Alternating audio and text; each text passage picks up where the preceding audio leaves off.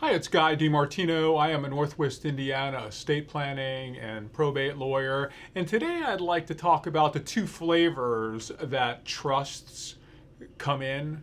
But before I get started, if you ever have any questions regarding Northwest Indiana estate planning or probate matter, you can always reach out to me at indianaestatemeeting.com and we can set up an appointment by phone, by video conference, or in person. So typically, we're able to break up trusts into two different categories. The vanilla and the chocolate, or the chocolate and strawberry, whatever flavors you like. But this is what we have. We have death trusts, trusts that are prepared when somebody dies, and then we have living trusts. Those are trusts that are prepared when somebody is still alive.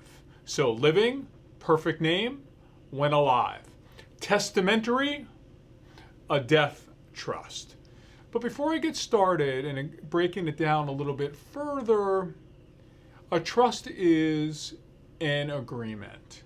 And a trust is an agreement between the grantor, the person who is putting stuff into the trust. They are also sometimes called settlors. And the trustee, the person who will be managing the trust. In a living trust situation, that is usually, if it's a revocable living trust, usually the grantor and the trustee, the initial trustee, are usually the same person. And then the beneficiaries, the people who are going to get stuff through the trust. Now, the other trust, the death trust, also called the testamentary trust, is set up under a will. And there are many circumstances when this may happen. Somebody might have a will and have young kids in the will, and they died when the kids are young, and they don't want the kids to get the dough or their inheritance until they reach a certain age. So within the will, they set up this separate share trust for the kids until the kids reach a certain age, and then they name a trustee that will manage the funds until the time the funds are used up or dispersed.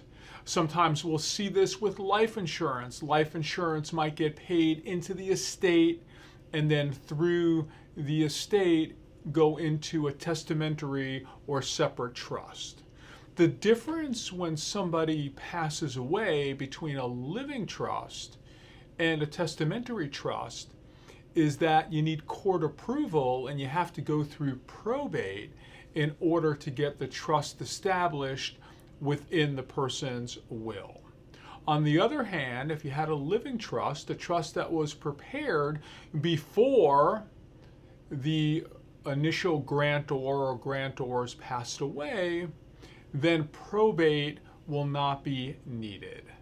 So that is pretty much the two flavors of trusts. The death trust, which is set up through a will, also known as the testamentary trust, and the living trust.